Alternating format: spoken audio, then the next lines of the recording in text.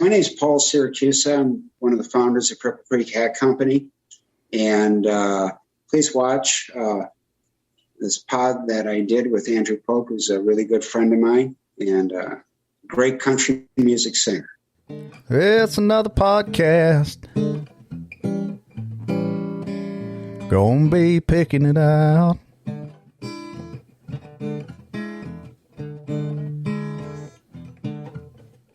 It's another podcast, y'all. Gonna be picking it out.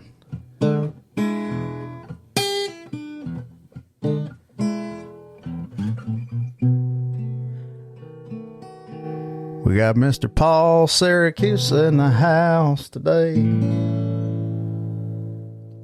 Yes, and we're gonna be picking it out.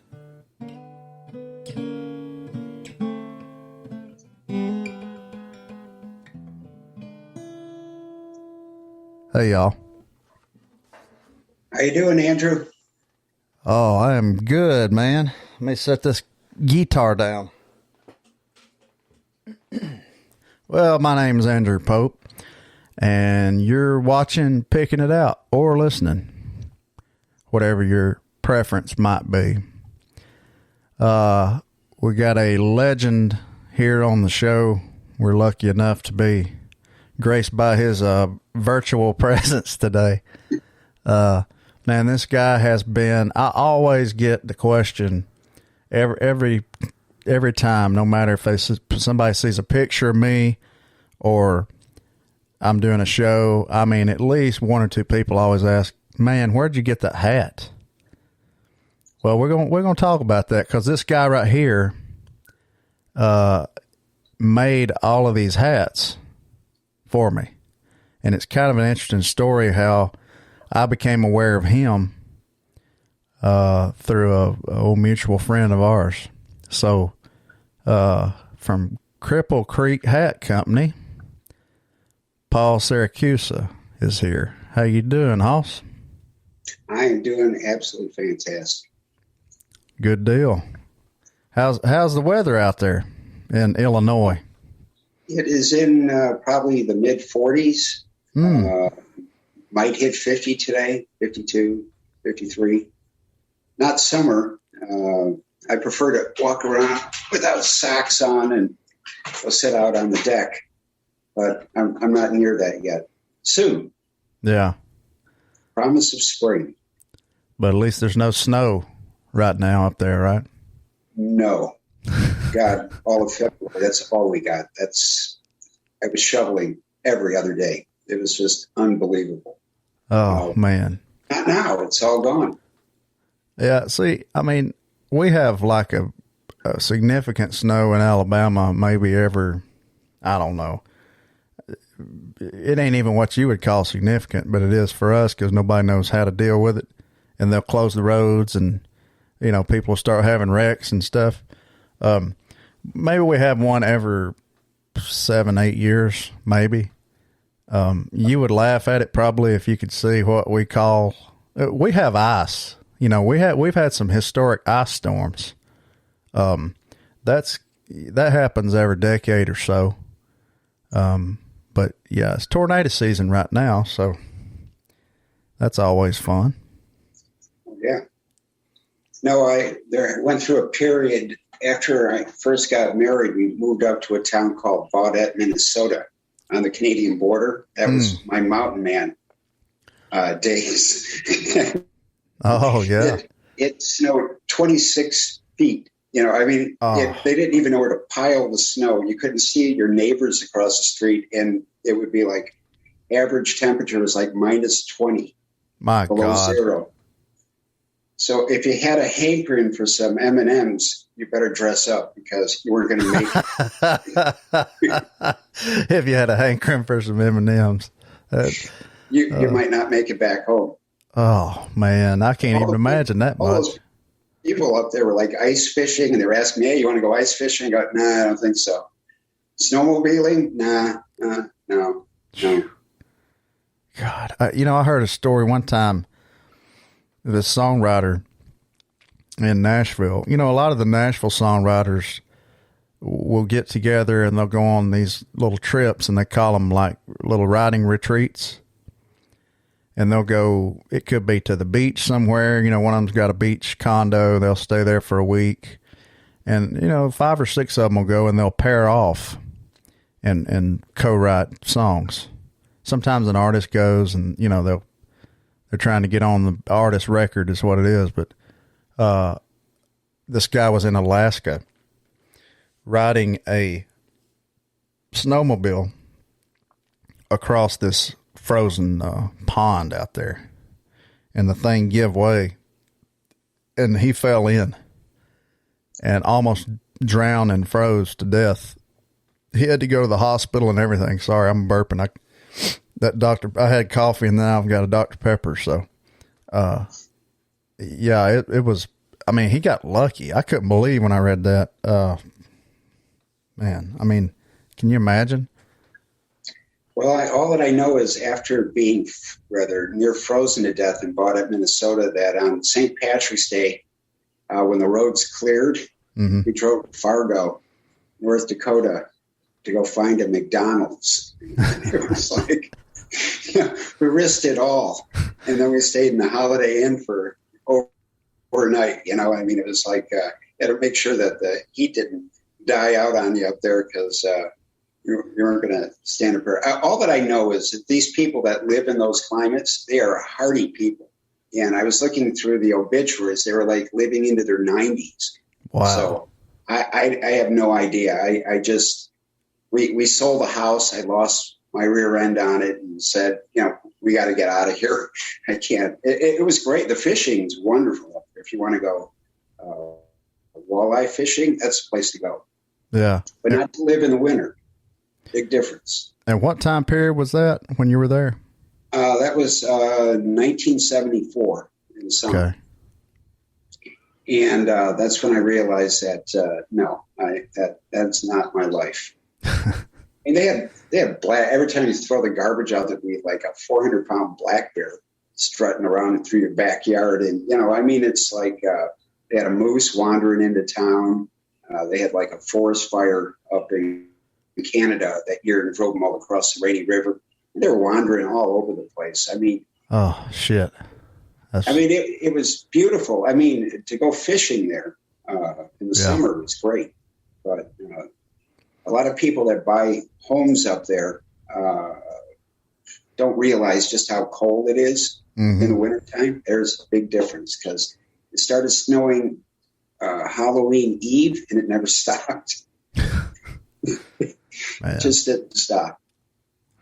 Yeah, that's a whole nother kind of cold up there. I don't know what part of Minnesota that's in, but we did a show a few years ago and we barely missed getting stuck up there by one night. Actually, the next morning when we left, we go back down through Iowa to St. Louis, and it had already covered Waseca, Minnesota. Oh, yeah, I know where that's at. That, man, I mean, we got so lucky. I had several friends that were stuck on a tour bus in Minnesota, you know, for a couple of days at least. Well, Baudette, Minnesota is right on the Canadian border. Every morning I could see the Canadian flag flapping. You know, I mean, like we were right up there. Rainy River, Canada was across the way. And, I didn't know what I was thinking. You know, I have no idea. We left Colorado and we went there and I have no idea. That's the lost time. You know, if we stayed up in Baudette, I kind of doubt there'd be any Cripple Creek Hat Company. I don't think there would have been. I was going to say thank you for not staying. Yeah, no, it was time to go. And we were ready, more than ready. We got out of there in April and I never looked back.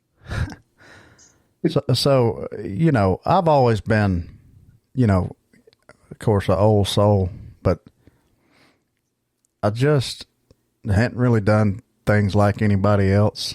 A lot of my peers, I guess, but I've always been intrigued, excuse me, by these old album covers with these the craziest looking hats, with all kinds of muskrat.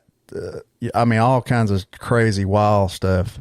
Like Bobby Bear had this hat on Drunk and Crazy and the Down and Dirty record.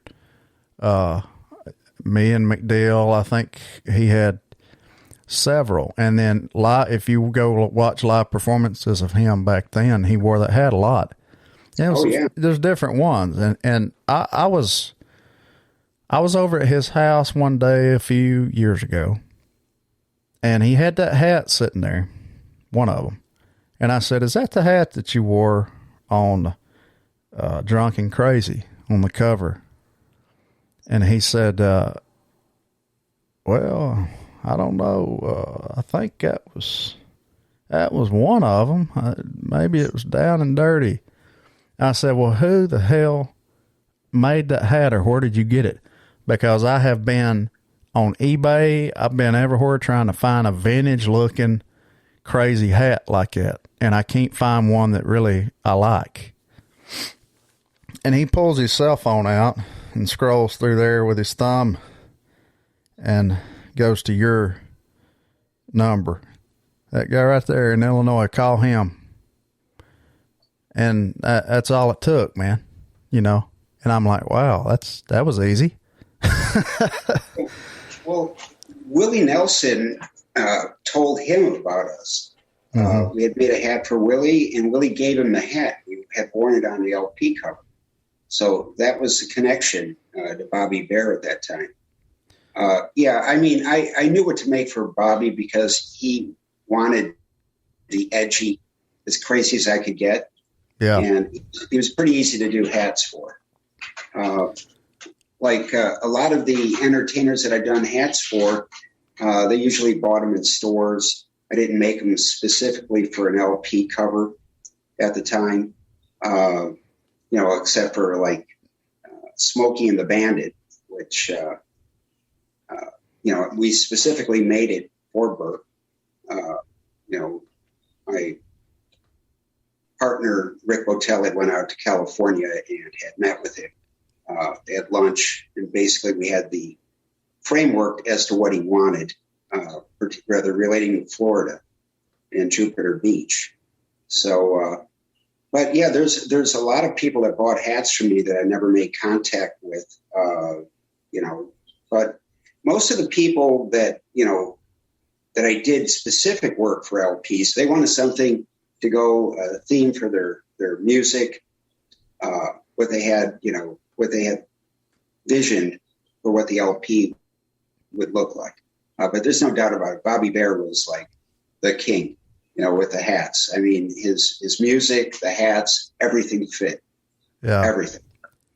Is Willie the first person you give one of your hats to? Yeah. And basically we started out doing hats for rock and roll people, Chicago, Beach Boys, people like that. So what happened is, Leon Russell went on tour with Willie, and I was a big Leon Russell fan. Oh, yeah. And that's how that all connected together with what we were doing. When we first started, a lot of people, there was a plan. Cripple Creek just didn't emerge out of nowhere. There was a plan involved. And, we wanted to get them on entertainers. So we found stores like North Beach Leather and they would sell them directly to the entertainers without actually having any contact with entertainers. We did work for Elton John, Ringo Starr picked up a hat in Billy Martin's store in New York. That's how we kind of started. There was pushback from the traditional Nashville crowd. Oh, I bet. Because when we started, the president of Stetson said that what we were doing was an abomination to the cowboy hat. And I'm going, what? I just simply told him, I said, listen, if it weren't for me, we'd still be selling your hats in feed stores. Okay. we gave it prominence. We wound up in Western boutiques, not in feed stores. That kind of, we heard it all. You're nuts. You're not going to make it. Yeah. Are you crazy? Nobody's going to pay this much money for a hat. And I went, yeah, it wasn't easy. I mean, you could give up, when the door slammed and people are laughing at you. But we persisted at what we did, and I think we did a pretty good job of it. Now, Rick Botel, this is the thing about magic when you put people together. My late wife, Ellen, and I were basically leather people. We made leather belts and leather vests and things like that. So I just started dabbling in hat bands and messing around with hats for that first year of 1975. Rick Botel is a studio musician, a top percussionist. He worked with Tom Jones and Trini Lopez, and he knew the people from Chicago and Ides of March. And he was the Barnum, P.T. Barnum of the company. We knew that we needed to get them on people for stage presence. Mm-hmm. And we didn't invent the hat. We just made it look better. Mm-hmm. And we gave it character. So, but if it weren't for, bringing Rick Botel in and it was like a magical moment when I don't think Lennon and McCartney would have made it if they made it on their own, not on the level of the Beatles did. Right. But there is a spark when you put the right people together at the right time. And that was the spark that took place. So we were laughed at a lot, especially by the Stetson crowd. But I guess we got the last laugh. And I'm from the old school. I'll prove you wrong if you think I can't. So that's how it pretty much came together. But definitely there was a plan. But by August of 1979, it went crazy. I mean, Ralph Lauren pushed the Western thing to department stores, and by August of 1979, it went crazy. I mean, we could barely even keep up with any kind of production at all with what we were doing. So that changed the dynamics. I mean, we were selling, high-end leather boutique stores in the very beginning, but by 1979, being a cowboy was like mainstream. Yeah, I mean, they had country music bars in Illinois. I mean, it was like when up in Woodstock, where we founded the company. I mean, if you walk around Woodstock, it reminded me of Dodge City. I mean, everybody was wearing cowboy hats. I mean, it was in cowboy boots, and I mean, it was just an incredible thing that lasted for about 2.5 years. You said y'all kind of dabble in hat bands, but you started in leather. How did you? I mean, that is a trade that just is not really widespread right now. Somebody that really does stuff right. How did you have the idea or the notion to even think about doing that? Well, I had a brother that lived in Boulder, Colorado, in the mid-'60s, and he had a leather store called the Hippy Dippy Leather Store.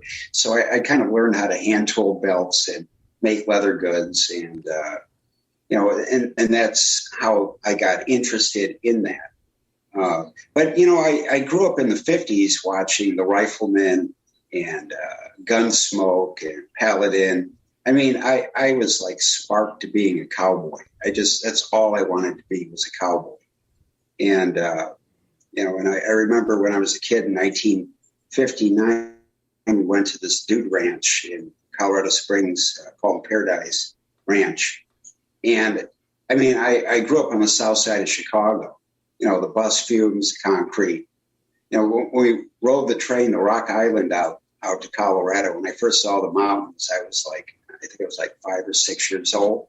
And it definitely left an impression on me. And at the dude ranch, there were actually cowboys working the dude ranch. and with their cowboy hats, and each one had their own unique crease. And I kind of grew up, loving cowboy hats. So, I mean, it starts early and then it progresses beyond that.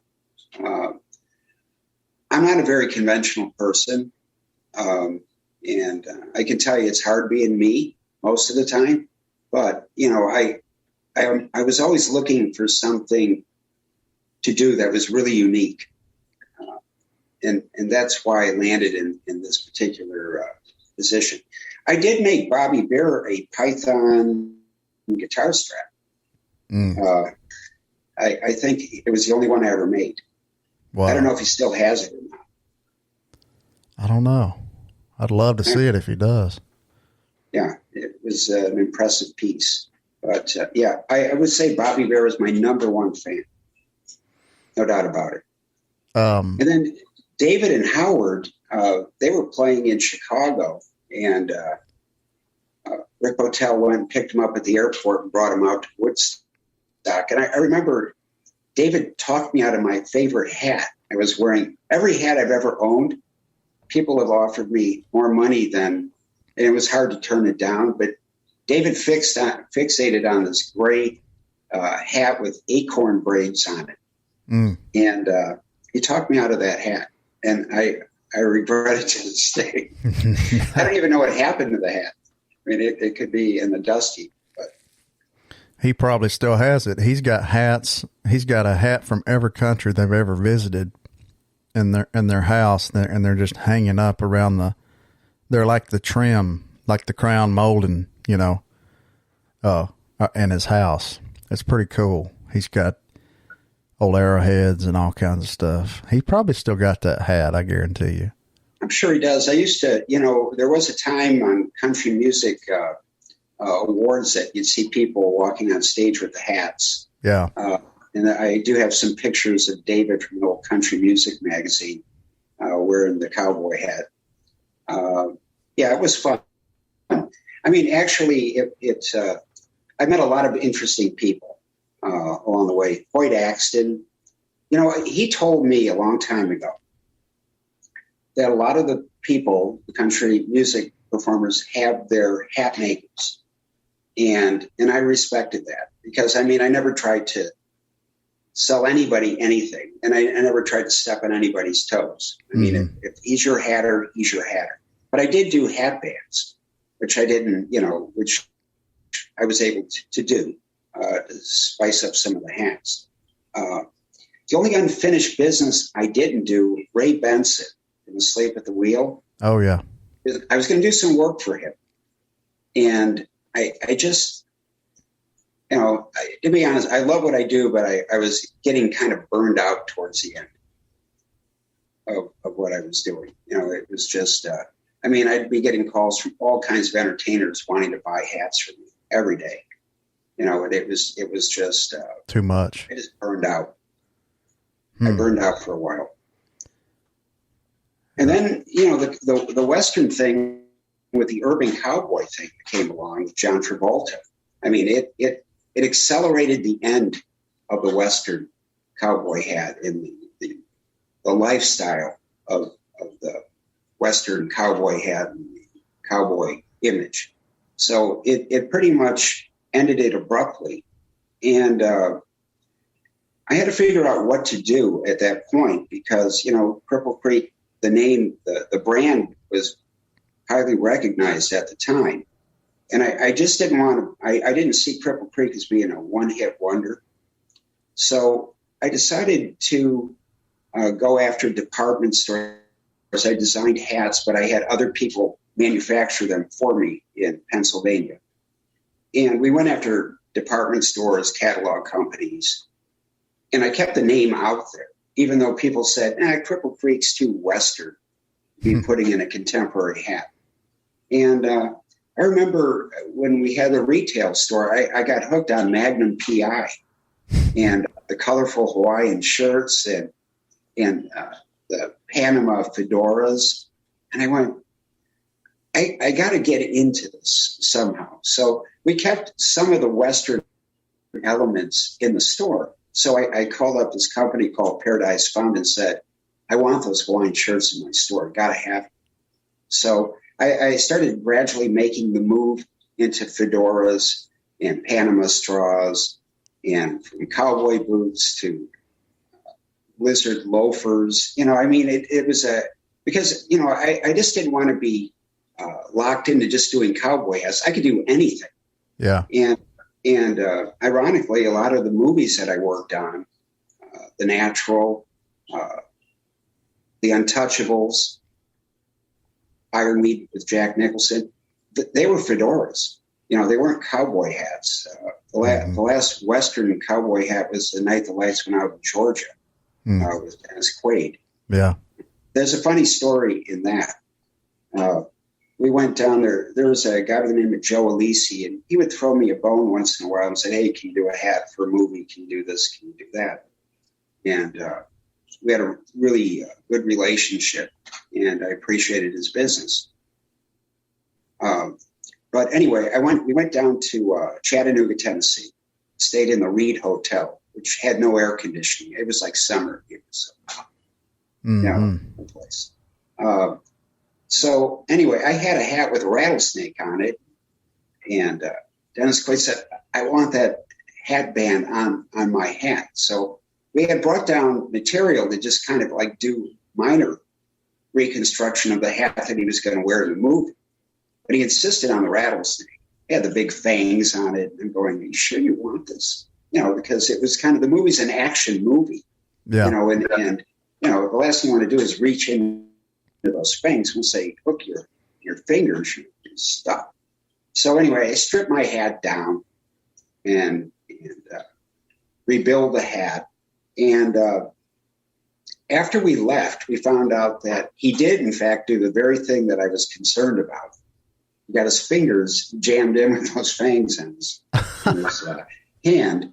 And anyway, I did find out, a lady called me from Chattanooga, and I asked her, did the Reed Hotel ever get air conditioning yet? She says, oh, yeah. Of course we do. We have air conditioning now.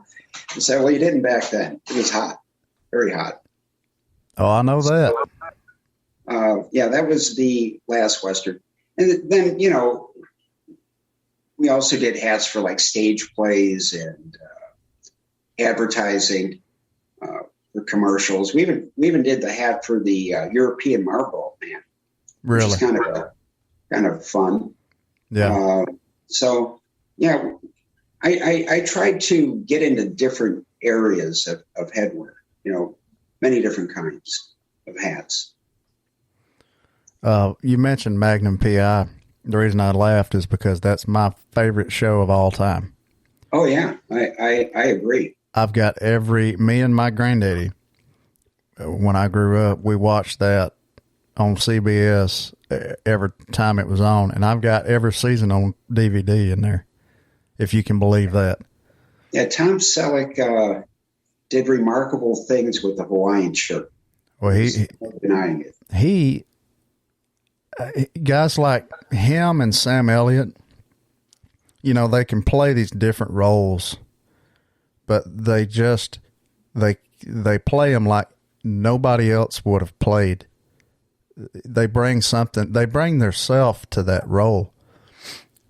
They're so genuine, and he can play a villain. He can play a good guy. He can play a funny part, dramatic, and he's still Tom Selleck.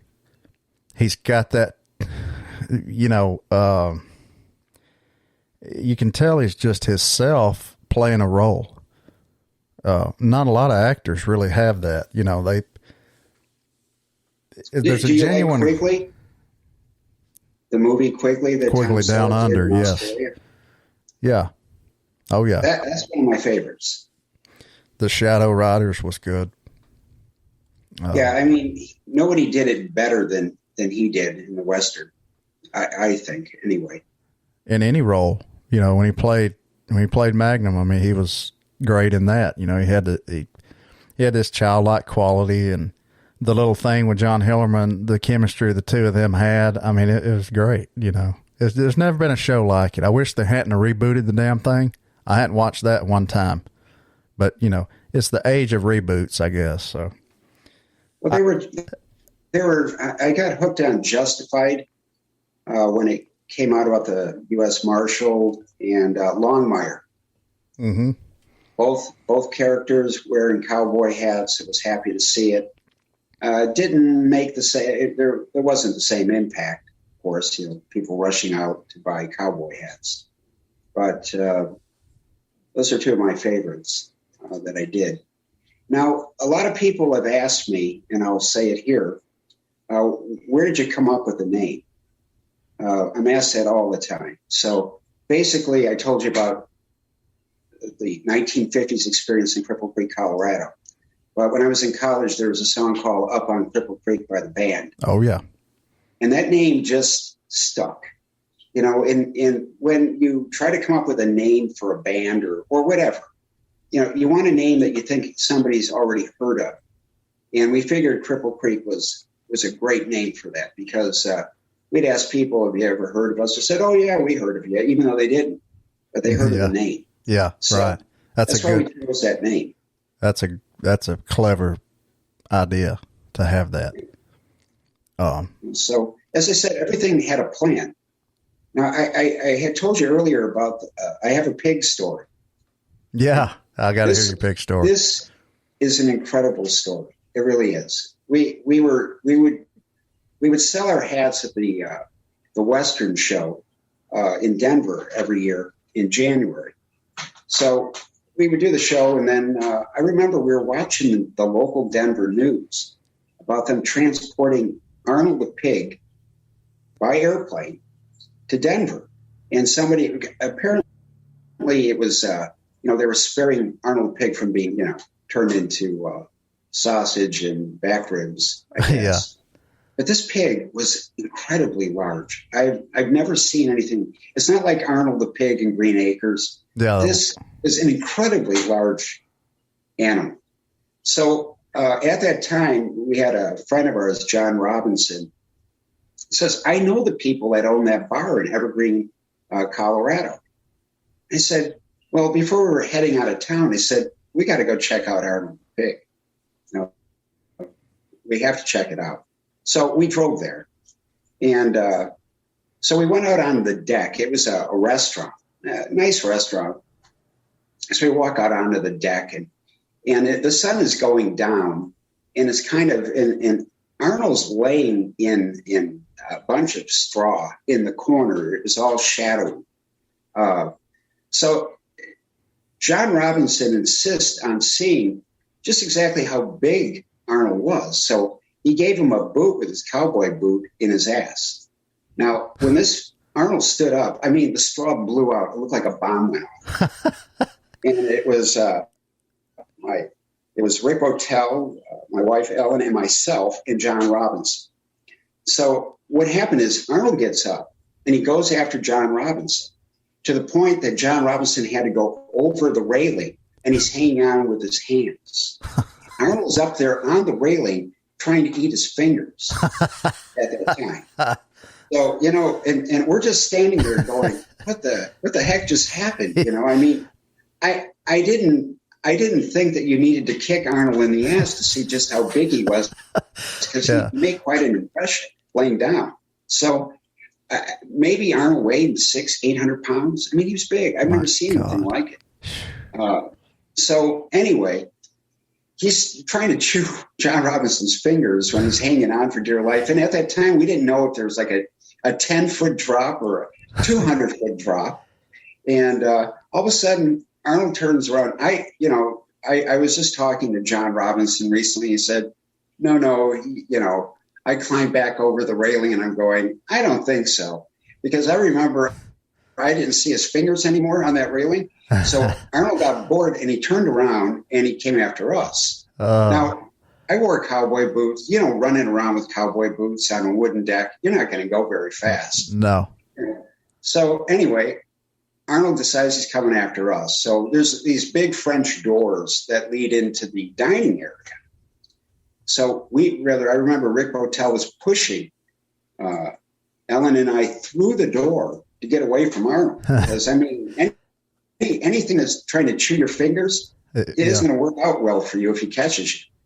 So anyway, Rick closes the door. Maybe he didn't lock. All of a sudden, Arnold takes his big old snout and pushes the doors open. And all these people are in the restaurant eating. And their forks are dropping. You can see that there's a mad dash to get out of the dining area.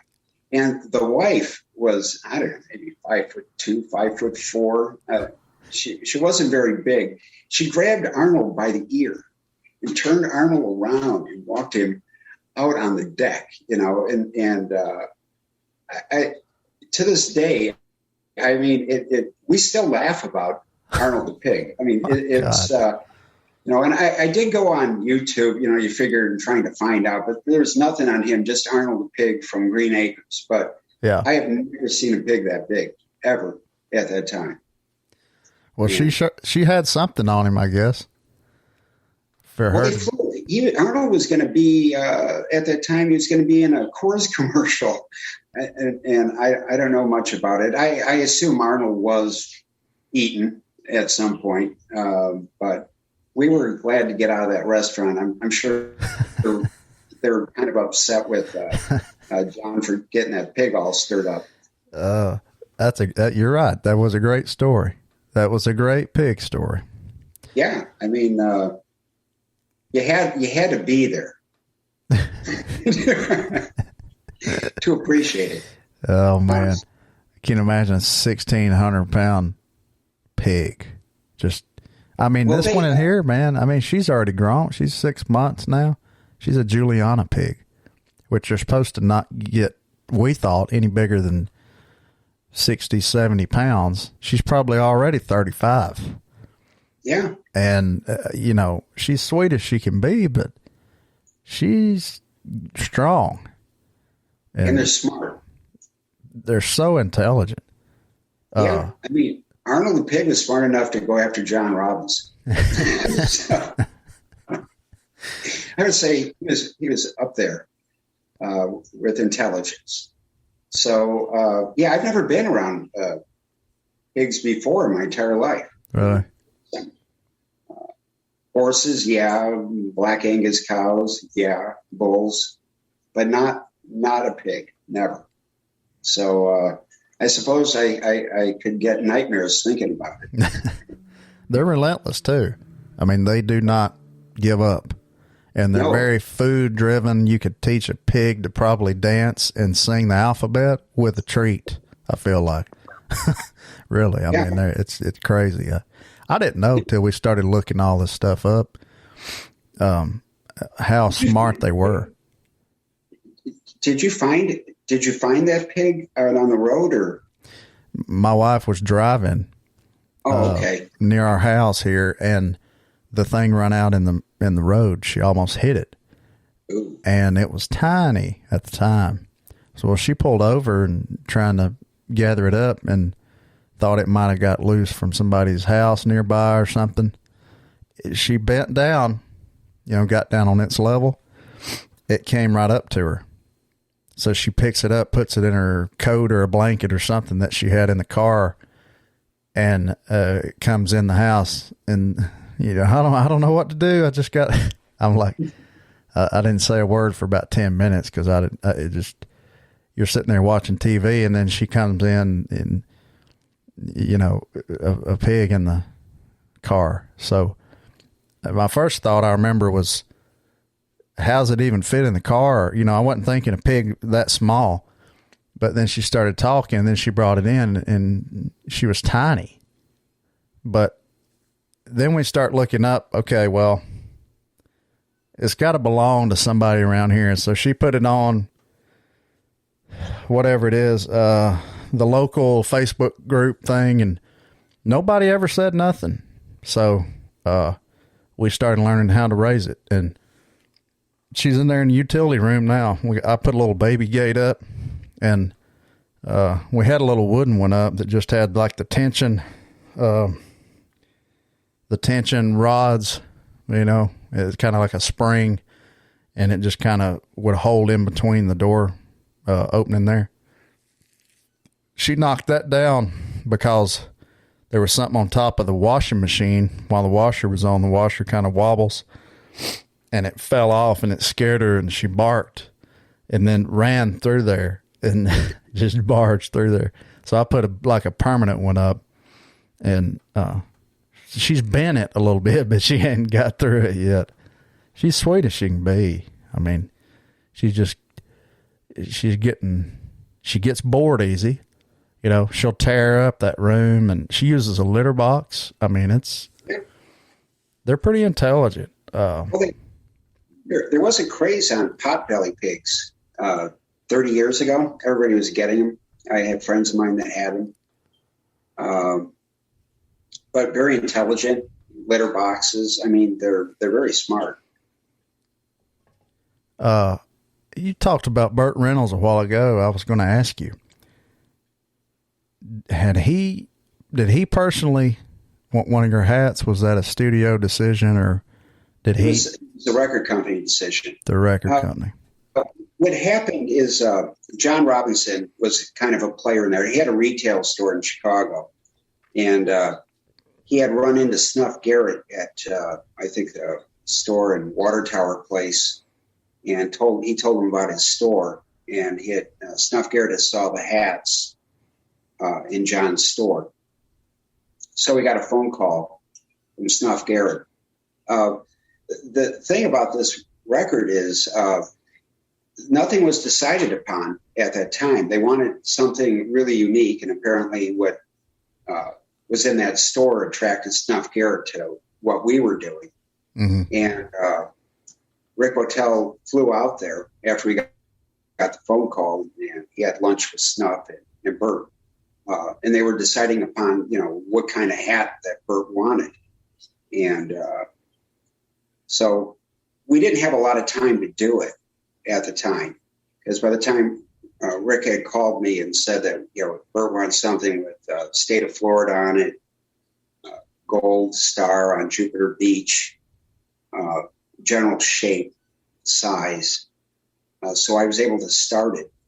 But I didn't have a lot of time to do it because they were actually holding up the production of the release of the LP. Because the one I've got over my head, it's just got the paper, not the cardboard, wrapped around it. So we had I really had to rush through this at the time. And, at that moment, I didn't think it was my best work, but everybody loved it.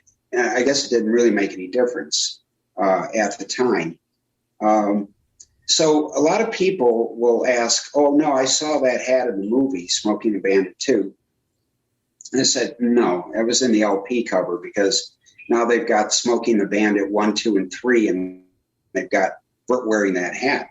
Mm-hmm. And when Burt died, they were showing it on the news with him wearing that hat. Yeah, I remember that. So it became kind of an icon at that time. And as I said, everybody loved the hat. I've been asked many times, can you make me a hat with Florida on it? And I have not done one. This hat will always be a one of a kind. Yeah. And I believe it is in the Country Music Hall of Fame. It's been there for a long time. And they pull it in and out of circulation. But the hat, I believe, is still there. And it was a fun hat, at that time. I remember he would be on Johnny Carson's show or Dinah Shore's show or Dick Cavett, and they would go, who made the hat? And he never said Cripple Creek. And I'd be going, ooh. Yeah. And because everybody would be asking, God, where'd you get that hat? And Tim Allen has a TV show, not rather a sitcom, and he was talking about this hat, but it's the most famous hat we ever did that nobody knows we made. So yeah. I'm going to try to change things if I can. You talking about Last Man Standing? Last Man Standing? Yes.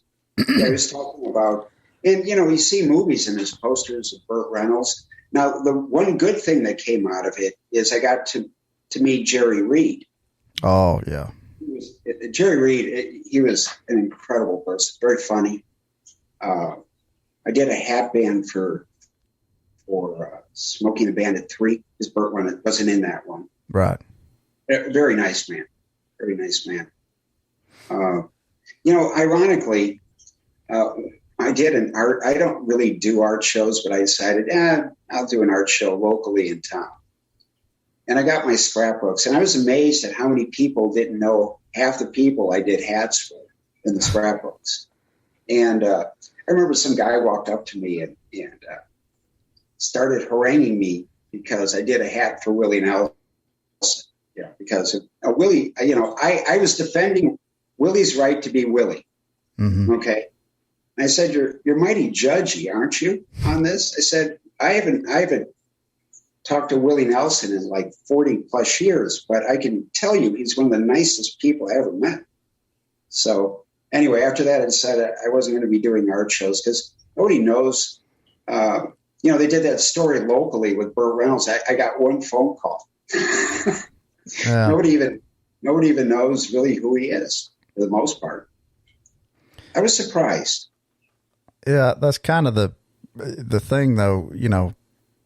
I think is really cool about you and about the history. I mean, you could go on. I mean, forever in the stories and who y'all have done hats for, who you've made. Just a whole lifetime of this, and nobody does know it.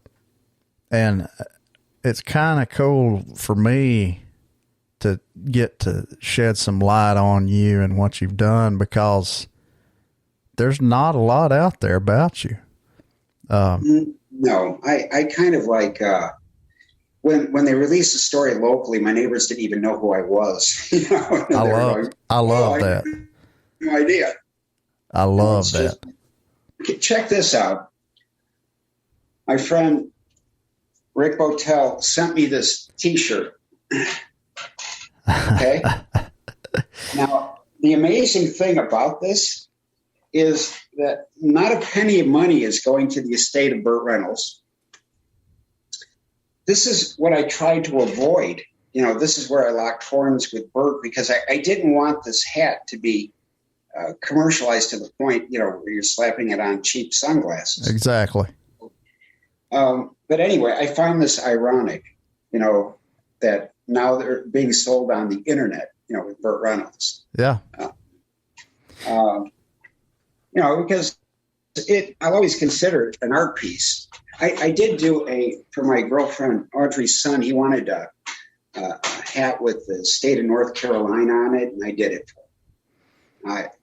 That means North Carolina's done, Florida's done, and those are the only two states. So I got I've got some more states I could do it. But some states generally, like Colorado's square, Wyoming. Yeah. I mean, they don't, doesn't really work. It won't work. Florida did at that time. Yeah. So did you ever know Lefty Frizzell or hear of him? Oh yeah. I know who he is. I mean, I never met him. Yeah, I did a hat for him a long time ago, and I like going to the record stores and looking through their, like, Johnny Winters. Mm-hmm. There are a lot of them that bought hats that I didn't even know about at that time. So it's I was going to tell you about the desk that we're having this conversation. This desk is basically my talisman. It possesses great charm because everything I've ever thought of, everything I've ever done creatively has been at this table. Wow. And I've had it. My parents gave me this table when I got married, and it's still here. And it produces everything. This is the connections table. I don't know what it is. That's why I kind of call it a talisman, a charm. But it makes everything happen at this table. I can't. Matter of fact, I'm talking to you from the opposite side of where I normally work because my son didn't think it was a cool idea to have the refrigerator and the toaster behind me. So I'm up against the blank wall. But I can't work anywhere but on the other side of that table. Wow. You move this table anywhere else in the house, I couldn't work because I have to be able to look out the window here and check the back door window. So, I mean, it's like when I do my work, everything's got to be just in the right groove when I'm doing anything.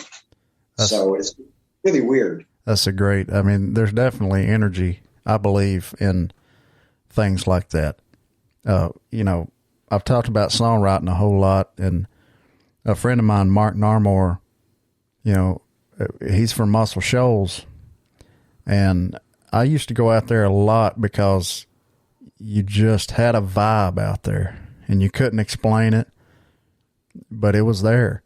And we would always come up with some crazy song. I mean, some of them were just, you know, kind of just songs just to get it off your chest. They're still good songs. Every song we've ever wrote has been good, but I mean, and some of them were just like, oh man, you know, like Running After Rainbows. You know, we wrote that down there together. Well, I get to ask you some questions because I got to know a lot of the songwriters. And I've always been enamored with the songwriter. Me too. Doc Thomas, I don't know if you ever heard of Doc. He used to write stuff for Elvis Presley. He told me in the early days, you know, you get paid $100 for a song for Elvis. And then he lost the rights to the, you know, but the guy, Campbell, who wrote Don't Let Your Babies Grow Up to Be Cowboys. Ed Bruce. Yeah, Bruce. Yeah, I mean, I'm more interested, and I was going to ask you the process of writing a song. And I've asked this question to dozens of other songwriters. I mean, do you come up with a line, like you're sitting out on your porch and you got your guitar and something like pops into your head and you go, and does the music come first or does the lyrics come first? Man, I don't know, because it can happen. Like you said, you can have a line just out of nowhere and you can think, oh, I can hear this with that. And here's a story. Sometimes it can be a story that inspires the lines and the melody. Sometimes you're just sitting around picking on a guitar and you come up with a melody that you hear in your head. You know, I put these chords together naturally, and all of a sudden I hear a little melody, a little tune with it. I don't think there's any rhyme or reason. I think that's what makes it so good, is because there's, you know, it's a mystery that God just kind of puts it here, and you can grab it if you're paying attention. You can kind of grab it and do something with it. And then I've had ideas driving down the road, a lot of ideas. I got this song, Gonna Be Gone. I wrote this song when I was driving through, from Albuquerque, New Mexico to Flagstaff, Arizona. You know, it's tumbleweeds blowing across the road. It's like just dry desert out there. Not even a gas station for about 85 miles or whatever. So it's like a Quentin Tarantino movie. And I just kind of got this little scene in my head. Don't know where it came from. And then the words were just there. And I kind of tweaked them a little bit. You know, and sometimes I'll do that. That's just the craftsmanship thing that I've learned. You kind of just, you know, maybe you'll hear it back and then you'll think, well, I think this is better. Like, that'll inspire something better for this one part, or to change this or whatever. But a lot of times I just leave it like it comes out. You know, people do it all different ways, but there's actually a video that I did at Chicago Music Exchange a few years ago. And I'm playing a 64 D18 Martin guitar. They let me pick out any guitar in the store, and they have a lot of vintage guitars. So this is like a 1964. I mean, it's immaculate. I tuned down the E string to open D, and I've got that melody in my head. I've never even sang it fully all the way through, before. But it's what that guitar wanted to play at that time. And it turned out pretty good. It's pretty good. I'm wearing your hat in the video, by the way, too. Oh, I'll have to check that out. Yeah, I'll send you a link. And thank you very much. When you do the music, do you create like a hook? Every song's got a hook. Either it's a drum beat, it's a chord on the guitar, but it's got a hook to grab you, to pull you in, to make you really absorb the lyrics, the beginning part of the song. You basically do that as well? Yeah, sometimes, the hook is what'll come first sometimes. And then sometimes you don't find it until the very end of the process. For me, it's just all different ways. Like I could sit here right now. I could go through my phone, through the notepad. I've got just random notes. It may be just one line. It may be an idea. It may be whatever. And then I can go in the voice memos in my phone where I've just kind of hit record and played a melody or sang it.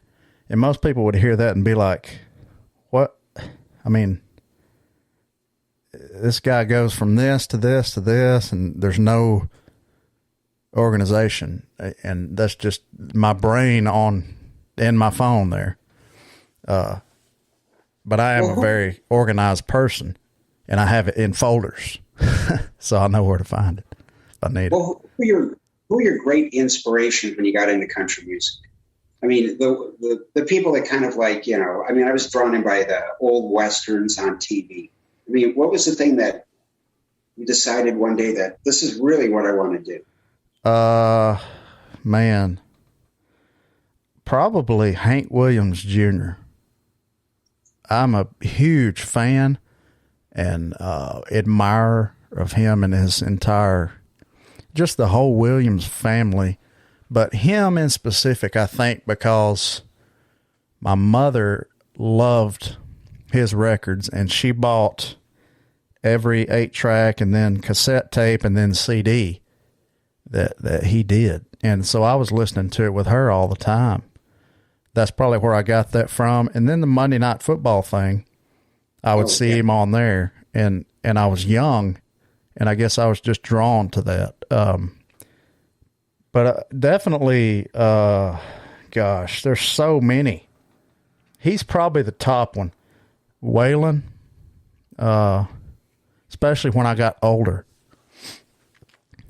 I really respected Waylon a lot more. He's another great. Willie Nelson. Yes. Haggard, Johnny Cash. Man, I mean, there's so many. Alabama, because I don't know if, I think the whole doing this for a living thing is that part of it was what kind of made it for me like, hey, these guys are from right up the road from where I live, like 15 minutes away. They're freaking superstars. I've never set out to be a star. I would love to play my music routinely, sell tickets, and make a living. I don't care about awards and award shows and the politic part of it. If my songs can help somebody through something like other people's songs have helped me in my life, I'm successful, Well, the one thing that songwriters have all agreed on over the years, the ones that I've known, is always write about the things you know. Yeah. And things will work out pretty well for you in the end. I agree fully with that. There's a lot of people now that's writing about what they don't know, what they wish they knew, or what their persona, that they've painted, the label has painted for them to give them this image or whatever it might be. There's There's a lot of that going on, and all you got to do is turn the damn radio on for 5 seconds to any top 20 country station in the world to hear that. I'm not listening to that. I'm listening to, we've got a great station out of Gunnersville, Alabama, 95.9 WTWX. That's usually what I listen to. There's also one in Chattanooga that you mentioned, because Chattanooga is only about 50 minutes from my house. Oh, okay. I can't remember the call letters, but it's 97.3. That's what I'm listening to the majority of the time. I've got friends in the business that are doing the new stuff. I'm in the independent circuit. A lot of those independent guys I really like, you know. Where do you see country music going now? I mean, it's rather, now the guys that Bobby Bear, and Willie Nelson, they would sign record contracts, and they had to produce and fulfill, 5 records in the course of the contract. And they were, of course, supported. The record companies would support the artist. I mean, where's the industry at now? Where is it going? Does it still exist, the same process 35, 40 years ago, 50 years ago? Was signing up with a record company? How has that changed?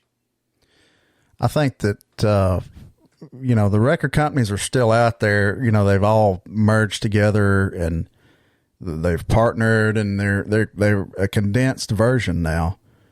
I don't think the major labels have as much of an impact now on what people listen to. Probably mainly because of the internet. When they finally got the internet figured out, which they're still trying to figure out, the music part of it, to how to get everybody paid. But they're working on that. But that right there, I mean, even for myself, it opened a lot of doors.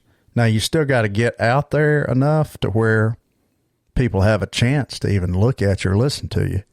That's a challenge because it takes money. As far as the industry, the recording industry, as a whole, I think is bigger than it's ever been. I mean, just because I'm sitting here right here in my office at home doing this, recording this, I could be recording an album, labels just don't have, they can't sell an artist now on the idea that, hey, we're going to make you or break you. Well, no, I can go out here and I've built a following, these guys like Cody Jinks from Texas. He built a following. Once you have a following built, you can hire your own team, hire a manager, hire a publicist, a booking agent. And I mean, you're doing he just sold out Red Rocks a couple of years ago. It's amazing. Place to have. Well, and I remember they used to call it country rock. Mm-hmm. The Byrds, they did Sweetheart of the Rodeo, and they were like moving in that direction. Roger McGuinn and Chris Goldman. And I got kind of, I remember seeing the Flying Burrito Brothers. I love their music, Flying Burrito Brothers. I mean, it was like some of it's just incredible stuff. Yeah. And then the Nitty Gritty Dirt Band. Oh yeah. Came into town. They were excellent recording artists. But it was starting to make a move, from like just country music, especially in Colorado, and Michael Murphy, he was touring around the area. I got to see a lot of concerts in Colorado at that time. So it was like a kind of a changeover into, and then of course the Eagles came along and success at what they did. I think maybe even back in that day, if you're lucky enough to get signed up by by a record company, there were a lot of guys out there like Guy Clark. Mm-hmm. They didn't get the same kind of deal. Most of those guys signed up with private label companies, smaller. Yeah. Smaller operations. I mean, Guy Clark was incredible. He was. So I mean, it probably wasn't any more easier back then to really, break on through than it is today. Maybe it's even easier today because you can reach more people on the internet. Yeah. Than you'd ever be able to reach them in a bus traveling all over the country to get your name out there. Yeah. Like Blaze Foley, Guy Clark, Christopherson, I thought was always kind of the, of course, amazing songwriter. I mean, just a deep person, just real. He's a real person. He's not going to put on an act. He's just who he is. He knows he plays guitar out of tune half the time, and he can't, he sings out of time or out of key. It doesn't really matter. He kind of got into the movie thing, but I think would have been fine not ever being a star. Bobby Bear has told me more than once he wanted to be a star. He set out to be a star. And I said, well, I don't have that mindset. I mean, I don't want the attention of, oh, you're great, you're wonderful by everybody.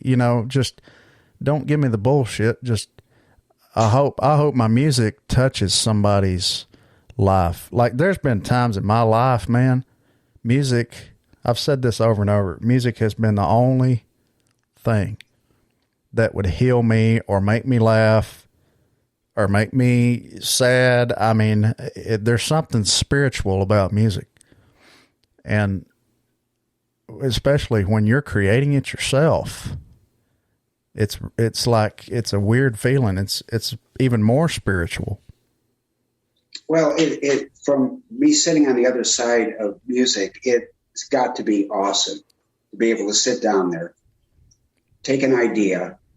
As I said, I'm into the creative process. I mean, eventually through the creative process, the song will be made.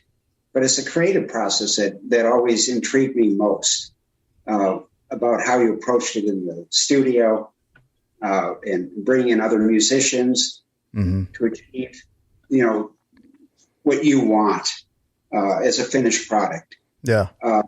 That the creative part has always been more interesting to me personally. Well, me too. And that's where the great stories are. I was trying to think of a song that I liked that included a hat in it. Lyle Lovett does a song, Don't Touch My Hat. Is one of the funniest songs I've ever heard. Unfortunately, it mentions John Stetson or Stetson hats in it. Oh, yeah. But it is one of the hat is more important than his woman. I haven't heard that. I don't think. I'll have to look that up. Yeah, look it up. It's one of the funniest. The song is "Don't Touch My Hat." And I found it again, and I went, God, I love this song. I've heard it before, but it was just blew my mind. Now, I got a chance to meet a lot of people that were never going to wear cowboy hats. It was just more of an in passing thing. I really like Ronnie Millsap, Charlie Rich. He was never going to wear a cowboy hat. I mean, he had that pompadour going on. And, you just knew that they were never going to wear a hat, ever. So, but it was kind of like taking a trip, like George Jones. Yeah, he never really wore a cowboy hat. Yeah. But it was fun to meet all these people. Sure. Along the way, to get kind of an idea. I did Don Williams. I love Don Williams. You know how he got that hat? That came from the movie True Grit. Really? Yes. Glenn Campbell had given him that hat.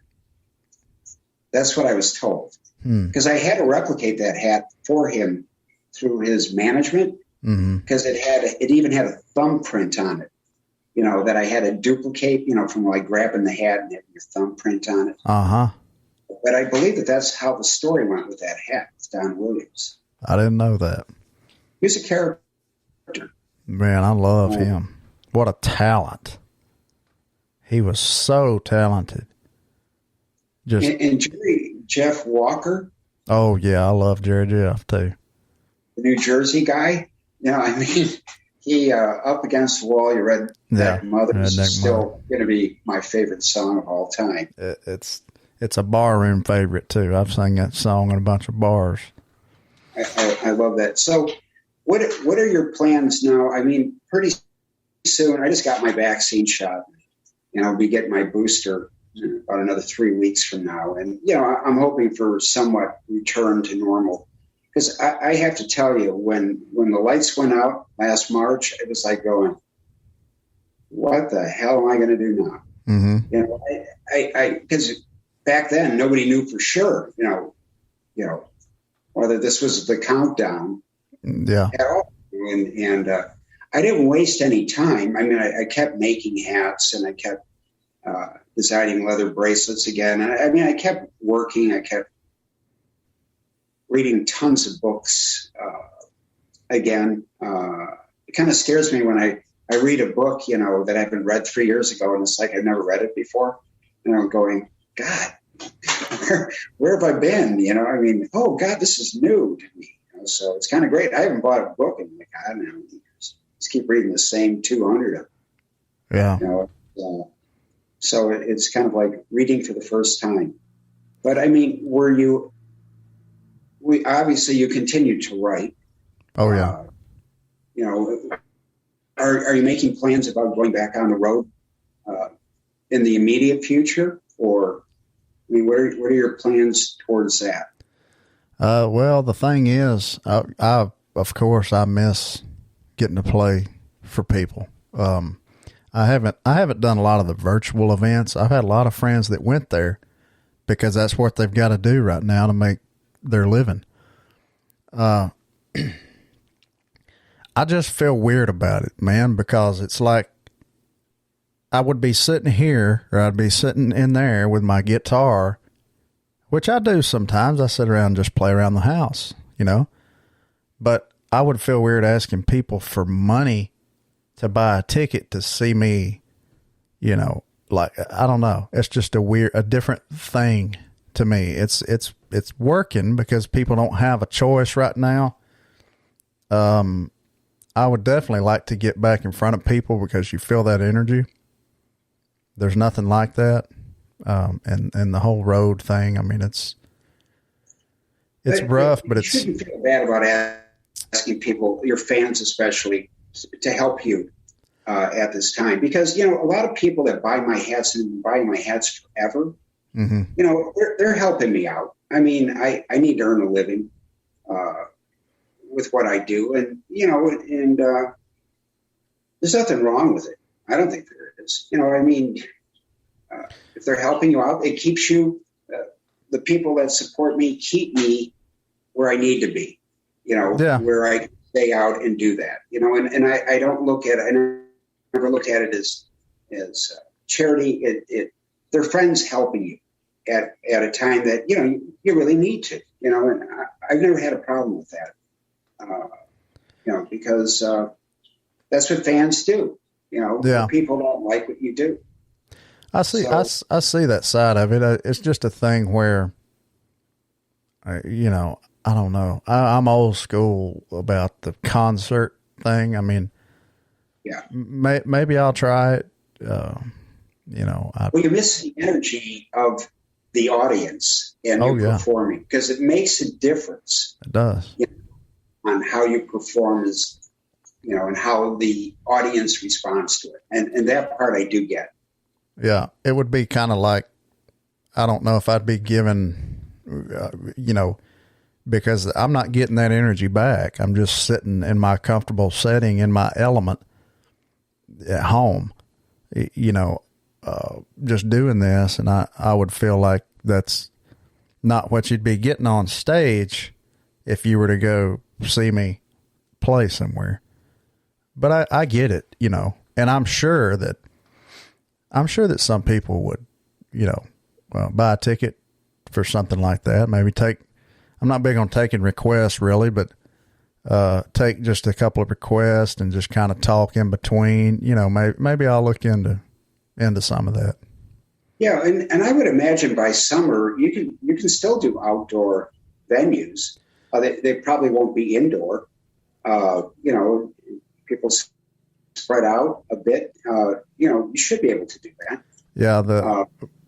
Nobody's calling right now. So, I'm more than willing, you know, like I said, I miss it, but hopefully they'll call. Is Willie still doing, well, Willie obviously didn't do his picnic and performances on stage. Probably not last year. I don't know what his plans are for this year. He just put out a record of Sinatra songs. Yeah. It's amazing. I read about that. Buddy Cannon co-produced that. It's man, Willie's just, he always has been. I can only imagine how he felt, you know, in Nashville back in the 60s, just so out of place. You know, he's talked a lot about it, but I'm glad that he finally got in his spot to where he carved it out himself, didn't he? I mean, he was. Did you catch Ken Burns on country music? Yes, I did. That was really good. Story about Willie passing out in the middle of the street in front of Tootsie's. Yeah. Yeah. Wish the car ran him over because he was that unhappy being there. Yep. And I didn't know Nashville had a sound. You know, I mean, it was like a formulated sound, which I would have been against what Willie Nelson was really all about. Yeah. He probably felt like an animal in a zoo, probably. Like, you know, but man, when he moved back to Texas and they did that whole Austin thing and then he got Waylon down there. I mean, when they got back, they had the clout then. They didn't have to use this producer. They didn't have to use these musicians. You know, they were great musicians, I'm sure, but Waylon used his own band and Willie used his own band, and it was something different. It was something nobody had really heard. I mean, the whole Redheaded Stranger record sounds like demos. And Mickey Raphael, which plays harmonica for Willie, of course. He's fantastic.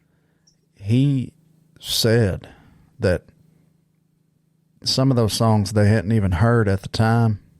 They just sat around in a circle and set the mics up and just played around Willie and followed him. And that's what you hear on the record. And Willie was bold enough to say, this is it. So put it out or don't put it out. You know, that inspires me to be true to my own thing. That's why I think I'm the way I am, because of guys like that. Loretta Lynn, you know, it would have been so hard to be a woman in any kind of entertainment aspect of the business at all, but for the music business, my God, you know, I'd love to talk to Dolly about all the shit that she's. Oh, she went through a lot. I mean, but she stood up to every one of them. You know, and man, smart woman, very talented songwriter, underrated songwriter and singer. The Dixie Chicks blew me away when I first heard them. And I'm kind of glad that they're getting back on track again. Very talented musicians. I like Dottie West.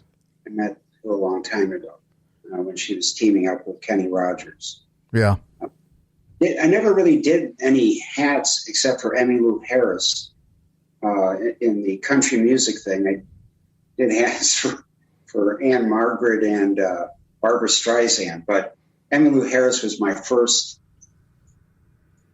woman that I did a hat for that performed on stage. I love her. But who's your favorite? Who would be your favorite female country music singer? Yours. I like Emmylou a lot, but I love Loretta Lynn. You know, I love the Judds later on. Their stuff was great. There's so many. Gosh, Kathy Mattea. I mean, any of those kind of 80s, 90s females were great. But Tammy Wynette, you know, Connie Smith. I mean, there's so many. You know, who I thought was pretty extraordinary is, and I don't know if she's in the same area, but Katie Lang. I love her music. Yeah, she was always really unique. I mean, really beautiful melodies. And KT Oslin was something else. And Jessie Coulter is at the top of my list. Yeah. But just a very artistic thinking person. Yeah, Shooter Jennings is a really good friend of mine. And did you ever meet Ronnie Stoneman? No. The Hee-Haw? No. We put on country music jamborees on the square in Woodstock, and Bobby Bear came out with his bus because he was playing at McHenry County Fair. We had that. I mean, Bobby was inside signing autographs. I mean, the store was pretty big. It was an old turn of the century, hardwood floors, wood beams. I mean, it was so packed inside that they could have walked off of the store and I couldn't have stopped it. You know, I mean, it was just unbelievable. But I remember one year we got Ronnie Stoneman and Kenny Price from Hee-Haw. Yeah. We had the Hee-Haw crowd over there. The town elders insisted on I was trying to get Lacey Dalton and Ricky Skaggs, because they were like up and coming performers, and settled on the Kingston Trio. And I'm going, what? What? Kingston Trio over those two? Come on, give me a break. So, you know, I mean, the Kingston Trio were good, don't get me wrong, but we were doing a country music thing, you know, so, and I just didn't think Hang Down Your Head, Tom Dooley was the appropriate song at that time. But, yeah, the Ronnie Stoneman is incredible. The Stoneman sisters, they're incredible guitarists. Mm-hmm. You know, it's really funny. I haven't talked or met with these people that I initially have for all these years. You know, it's been a long time. I feel bad. I haven't stayed in touch with Bobby, and I should have, and I probably will. But I mean, I made him a hat 6-7 years ago, but I haven't been in touch. I feel, you know, that I probably should, but there's only so much time in the day. Yeah. To keep doing what I'm doing. So what are are you working on another CD now, or? Not really. There were plans before COVID hit, to start looking into some of that. I've got another one written. I know what I want to do, but the, logistics of everything right now is going to have to be kind of put on hold. But I did think about doing, like we was talking about, I thought about doing like an acoustic album. That'd be good. Just here at the house. I don't know if anybody be into that or not, but they could throw that out. You know, it wouldn't cost that much. So, well, you know, I mean, you should do it. Yeah. Well, other people have told me the same thing. I may do it. I just have to have the time. Right now in my family, there's some things going on, and I can't really dedicate a ton of time to any studio stuff, but I am really considering it more and more. Because I wrote all these little, like, crazy quarantine type songs, just, you know, where you can kind of tell that you had to get it out so you didn't go crazy. Oh, no, I mean, I told you I wanted to be a poet. And then everybody would go, you can earn a living doing that? And they said the same thing about hats. You can earn a living doing that? Yeah. I said, yeah, I guess so. Yeah, I like writing poetry. And I do like writing lyrics, but my beginnings were mainly rock and roll lyrics, which I've got tons of stuff. And the thing that I sent you is very, very rough. I wrote that, you know, during the coronavirus, but I am seriously sitting down. I'm waiting for a song about Cripple Creek, but not the hat company. Cripple Creek, the town, the man that lost his hat when he was getting away from robbing the bank, and he left the girl behind. See, yeah, that's a good story, Paul. That's a good story. The song, not the name, Cripple Creek Hat Company. 3 different parts. Yeah. The banjo player that was accepting money where they were throwing in into his hat, and now he's running out of town and the lead's flying. You know? That's good. You know, that's the, if that would be the lyrics that I would work on. Just, you know, it would be fun to finally have the Cripple Creek song about it. Not up on Cripple Creek. Yeah. Cripple Creek song. Well, that's interesting. The great robbery, the bank robbery. Because, I mean, I'll get up in the middle of the night, or when you get older, you make more trips to the bathroom in the middle of the night. But, you know, an idea pops in my head, and I got it written down. I've got tons of stuff written down. Yeah. Little phrases that, you know, I would copy. And, you know, like I did a hat called Feelin' Wolfie, you know, for an account in Santa Fe. Oh, I do want to mention where I sell my hats at, because these are like fine people. But yeah, I did a hat, name on my hat something. Like the hat you got from me is called the O-Ray. It's named after the Ute chief in Colorado. So, I mean, there's a reason for everything I name. I've got a hat that I'll be doing soon called the Blackjack Ketchup, about the bank robber from New Mexico that was caught there. He used to rob trains, or he robbed one, and then he was summarily hung afterwards. But, you know, I put a lot of time and energy into picking names. So I did this hat called Feelin' Wolfie. And I was thinking, gee, Feelin' Wolfie on a Saturday night, you know, and not making references towards werewolves, but yeah, it would have that approach about, you know, going out on the night, and rather going out on the town, going into a bar on a Saturday night, Feelin' Wolfie.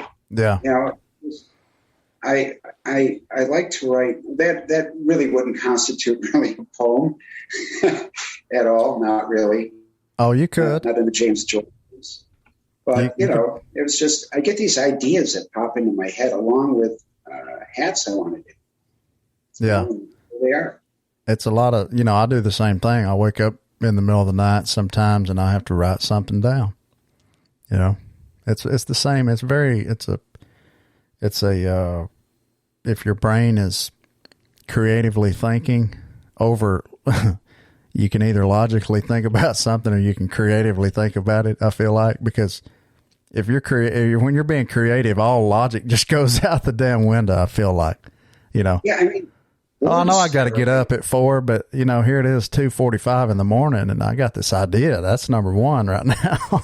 People don't get that. But it's true. And words mean something. Just a line in the lyrics mean a lot. You know, it's like, you know, as I was telling you, I mean, I've listened to your CD quite a bit because, you know, I've got everything ranging from Sergio Mendes from Brazil 66 through Steely Dan to your music to the Beach Boys, Nirvana. I mean, I've been very eclectic as far as listening to music all my life. Yeah.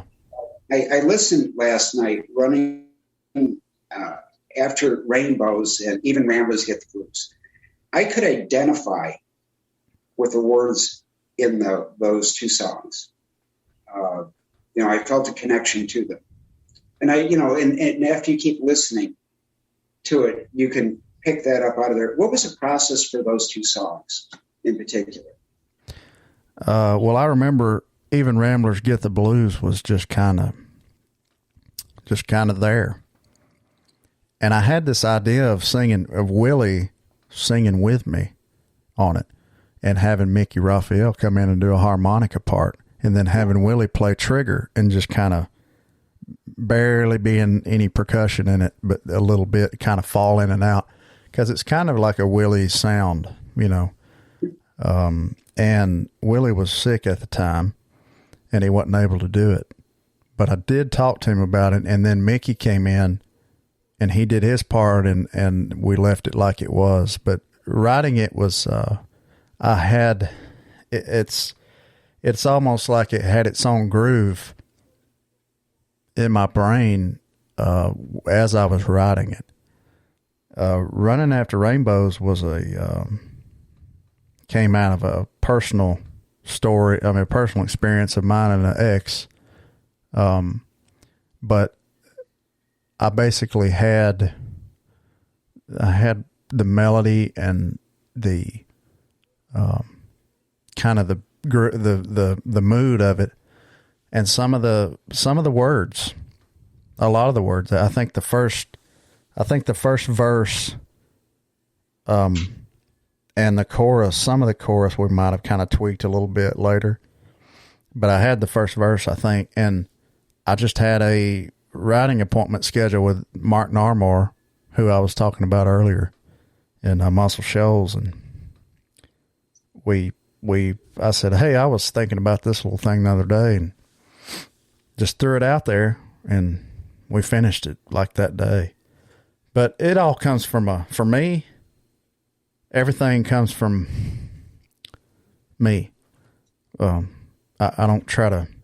Now, I mean, I wrote stuff, John Schneider is a friend.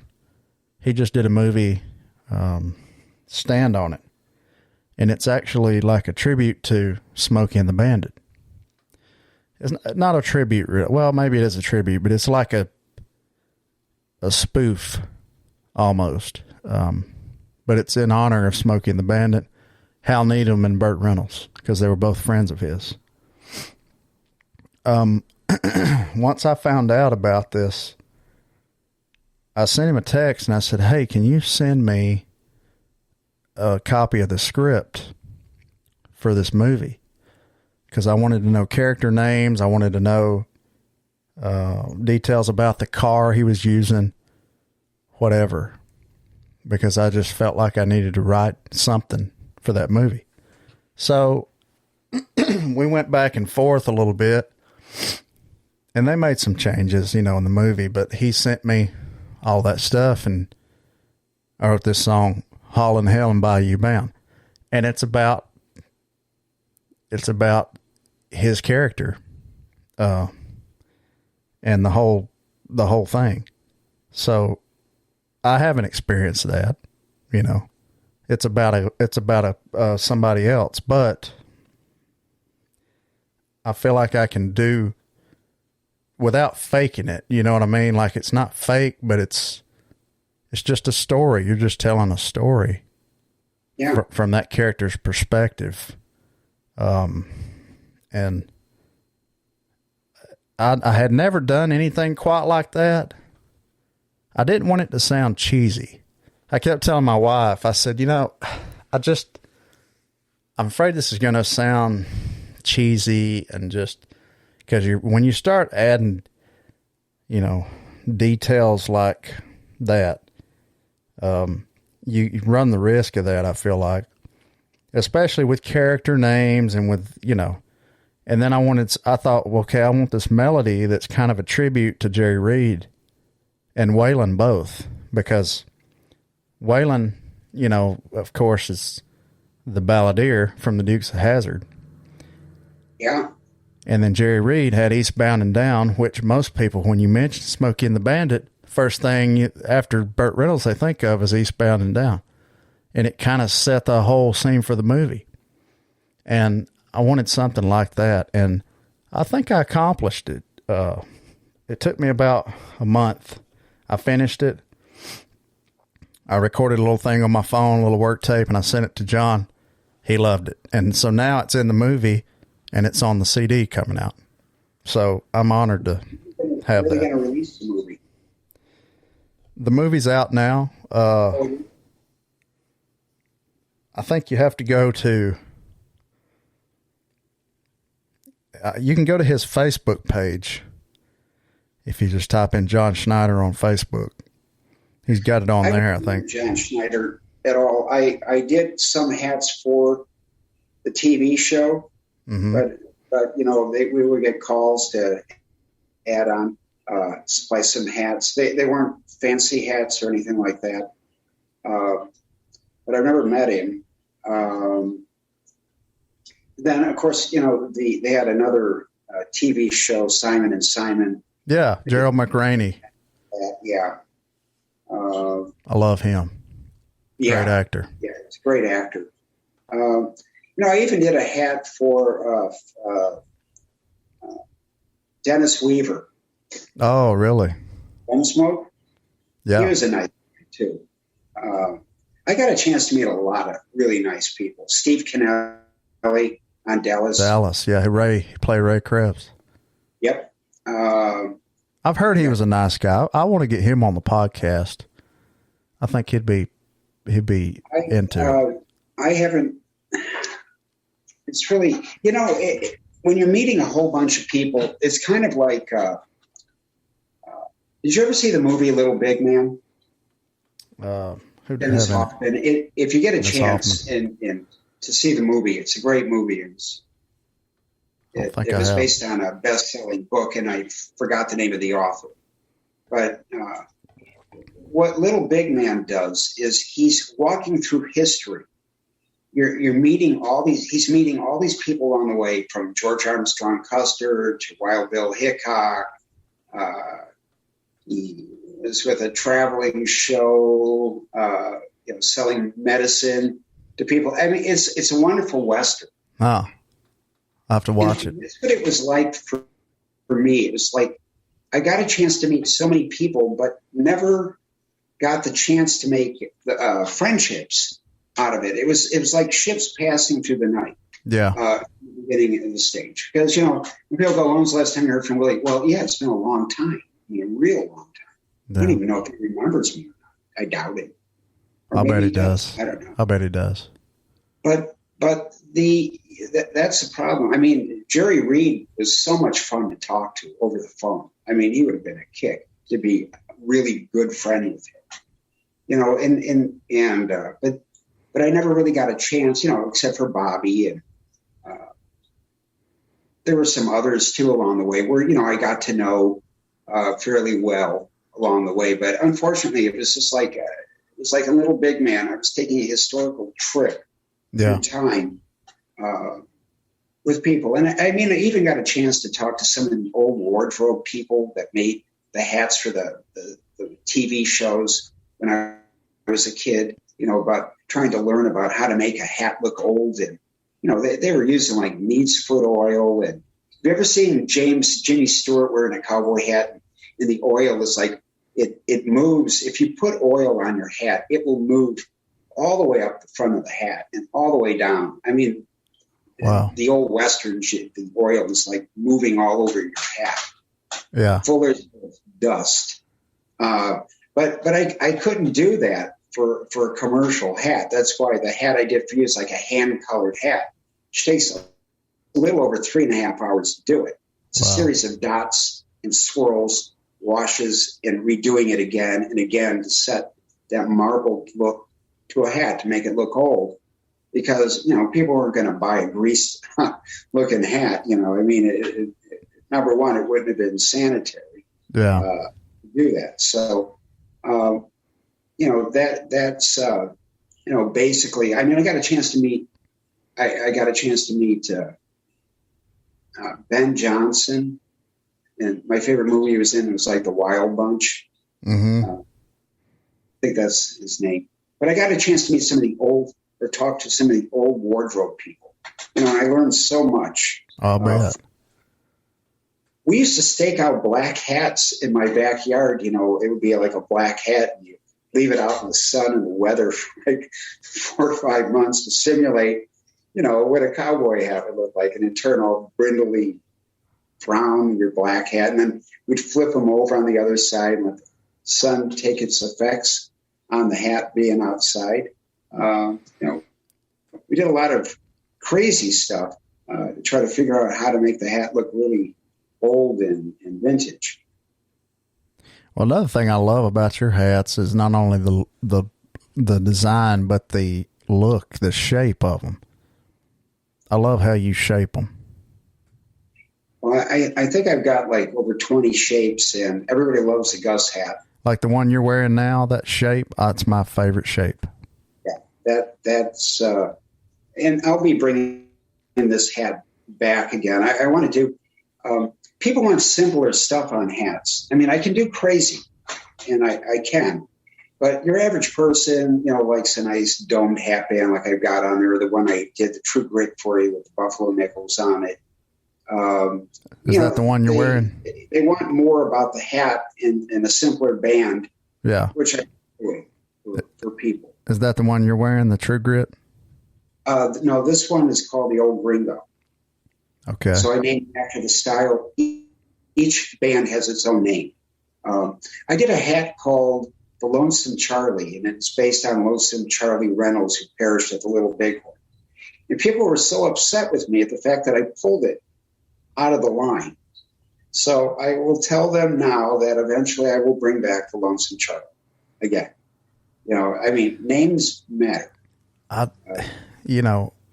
feel that's one reason that we had, that's another reason we had to have just had a connection of some kind before we knew it, because you take a lot of pride in your work and all, the names, and you're not just going to duplicate a certain hat to the T for, it's not, you're not commercializing the business to that level. I love that because it makes each one unique, and it's really a special thing. I mean, I'm honored.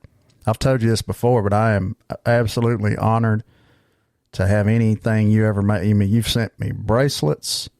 You've sent me hats. I was just before the. Yeah, I mean, there wasn't really. I just started to get back into the fur felt hats again. Your internet connection says unstable. Okay. Oh, you got me? Referring to me as being unstable. It may be, yeah. I'm a little unstable at times, but I think right now it's good. So, yeah, they're all one of a kind. When I hand color a hat, it's going to be different. Every hat is different. The coloring will be slightly different. The shaping will be slightly different. There's nothing uniform about it. The last movie I ever worked on was a movie called Ironweed. And I remember it was like you were reading the script for this movie that you were doing the music for. It's the first time in my entire life I actually read a script.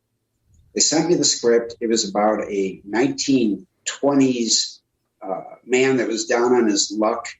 The story's rather depressing, but he was to ride the rails. He was a wrecked man. And I remember I went to the library and I started researching about, hats hobos wore and what they looked like at the turn of the century. And Meryl Streep was in it, and Jack Nicholson was in it. And the hats that I do for Jack Nicholson, usually you have to make 6 of the same exact hat. I mean, they have to be exactly the same.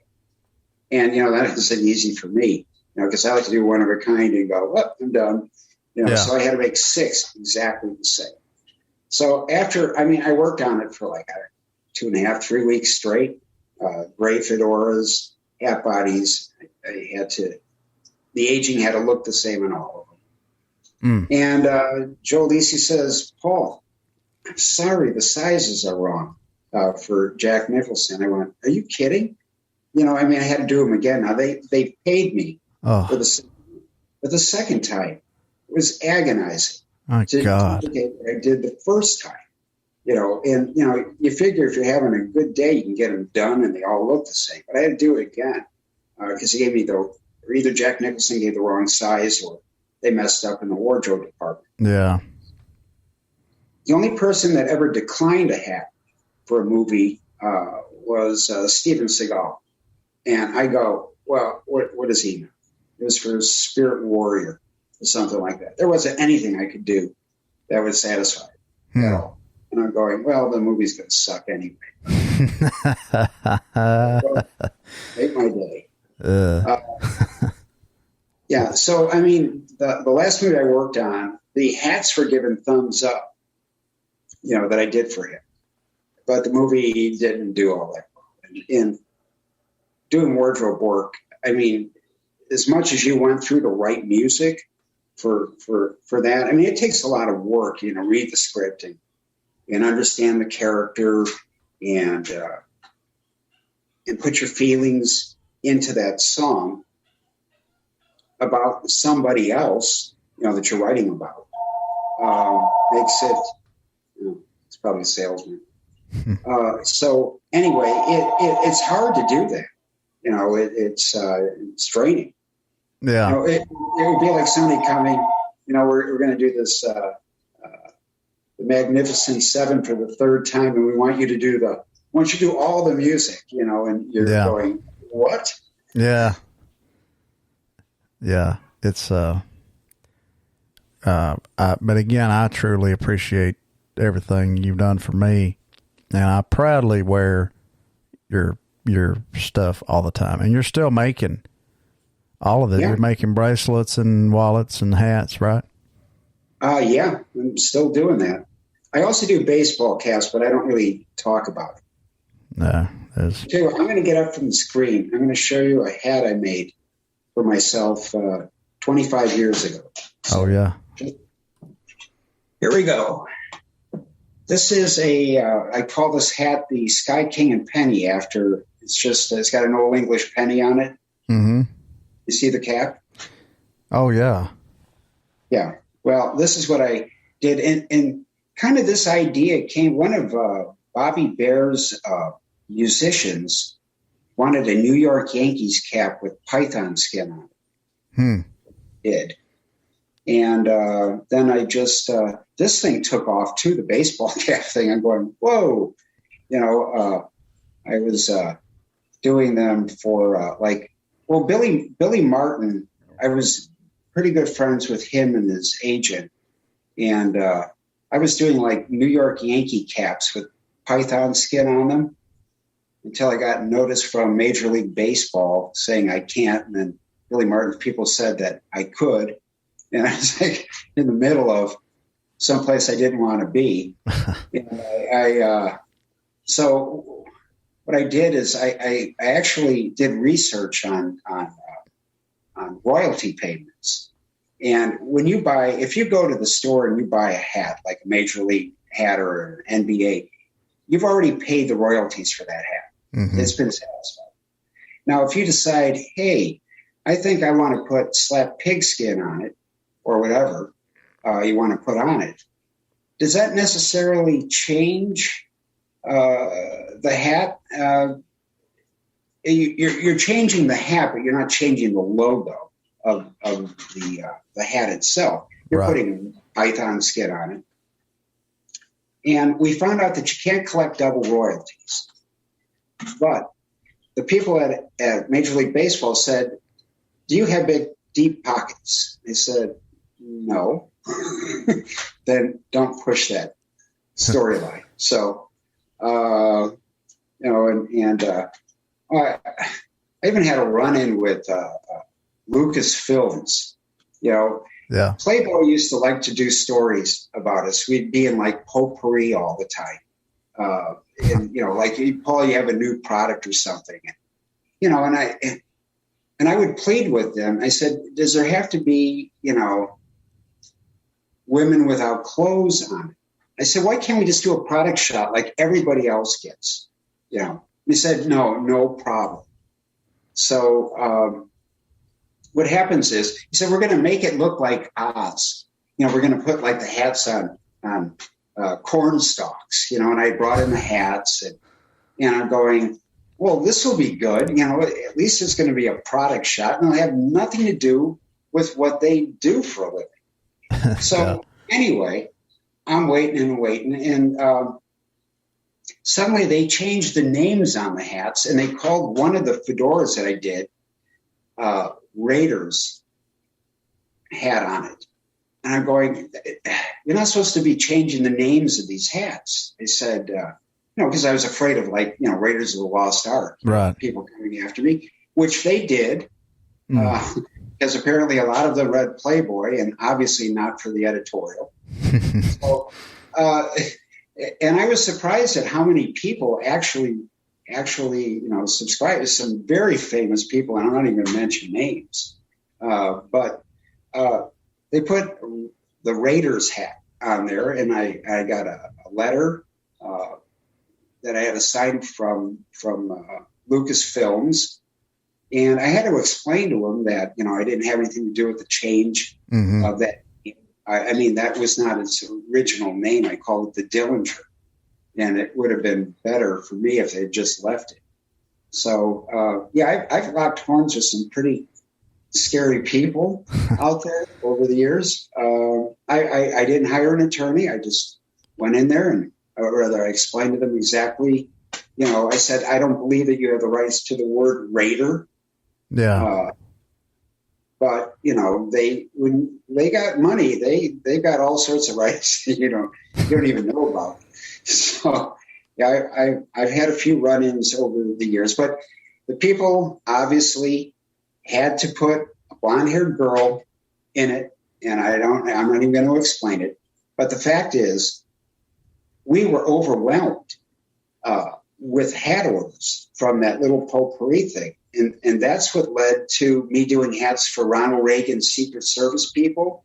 And I did hats for Air Force One pilot and co-pilot and crew members. And I mean, it was like just unbelievable, how it all happened in the end. The other thing about being in business, it's all about luck. I would say I'm probably one of the luckiest people in the world because I'm always in the right place where I need to be. Yeah. Now, if you ask me today, I'll be 69 tomorrow. Am I in the right place at the right time now? I don't know. I've got one more chapter to write. But it's being lucky is, this is luck. I never would have met Snuff Garrett if it weren't for John Robinson giving us Snuff Garrett's business card. It wouldn't have happened. Yeah. So I would say that we're very lucky. You can be skilled, but if you don't have any luck, luck is I'm pretty superstitious about luck. Yeah, a lot of it is right place, right time. Yeah, it's always been that way. No, it's been a fun journey for me. I mean, I've at least I've made a mark, and I kind of look at it this way. Just imagine the next crew that's on its way to Mars in the next 2-3 years, and it takes 6 months, I hear, to get to Mars. And they've got that set from Smokey and the Bandit, the 3-pack set. And on the front cover, that happens. Yeah. And if that happens, I will have reached the peak of what I've trying to accomplish all along. If that happens. Because maybe in a way, when people go, who made that hat, it makes it even more mysterious. Yeah. That's true. Can you, is there a way you can point the camera up so we can see that hat up there? Sure. Yeah. And this is the original that was sent and signed. And that was on the LP cover of the second Smokey and the Bandit soundtrack record, right? I mean, it's where it originated from, and now it's on the 3-pack set and everything. Yeah, everybody keeps going. Ironically, I did try to get the license to do a line of Smokey and the Bandit hats, but I lost out to Stetson. So obviously, I've always had an axe to grind with Stetson. And it wasn't even their hat, the original hat that he wore, Burt Reynolds, in the first and the second hat. It wasn't even a Stetson. Yeah. But I did try to get the license agreement. I was going to ask, how come he didn't wear it in the movie? Well, primarily Snuff Garrett was a music producer, and it was really all about the LP cover. So it wasn't going to be in the movie. It was two separate entities. Separate. Okay. But it wound up becoming important because people go, I saw it in the movie. I got, no, you didn't see it. Right. He never wore it in the movie. It's on the LP cover. Yeah. And I was always bummed out that I never got the record for this. You know, I mean, I got the paper, but no record. You know, and I'm going, you know, I mean, they could have at least sent me the record and not make me have to go out and buy it. You know? Yeah. But I do have that. That came rolled up in a tube when we got it afterwards. You know, and I was a little nervous too because we didn't have any time, and we had to get the box out, you know, like right away, sent out express mail, and you know, and I'm always a little hesitant when people go, "Yeah, I'm a 7 1/4." Well, are you? For sure, a 7 1/4. Maybe you're like in between 1/4 and 7 3/8. So there was a lot of pressure. I didn't sleep until that hat got there. You know, it had a fit too. You know, and he did like it.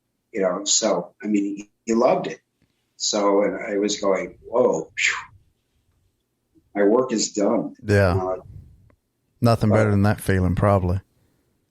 I would say getting the hat there because they were holding up production of the record until that hat showed up. Right. So I was a little under pressure. We all were at Cripple Creek to make sure we got that hat out to where it needed to get to. So yeah, it was scary getting that done, and that was hand colored. That had kind of a gold color on it, and he wanted a specific shape too. And you know, when you do hats, you try to do a brim roll or something that, you know, complements your facial features. Yeah. You know, it's they didn't always achieve that in early black and white cowboy movies, but you know, for the most part, they did a fairly good job of it. So yeah, we were under a little bit of pressure to do that and get that done at that time. But I haven't had that kind of pressure for a long time. Long time. Have you ever met Ray Benson? Yeah. Oh, yeah. He's really nice, too. Yeah, I love him, man. There's some talented people. Sleep at the Wheel. He did a song. I had it on 8-track. It was called, this song, Texas, You and Me.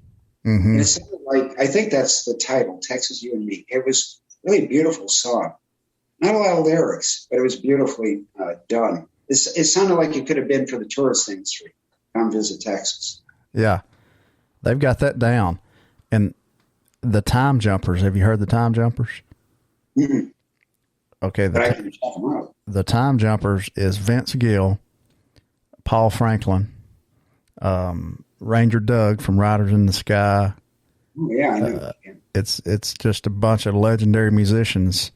They get together and they play old Bob Wills stuff and Haggard stuff, but it's not like, you know, it's like Roots of My Raisin and stuff like that they play. They don't play Ramblin' Fever and think I'll stay here and drink and all that.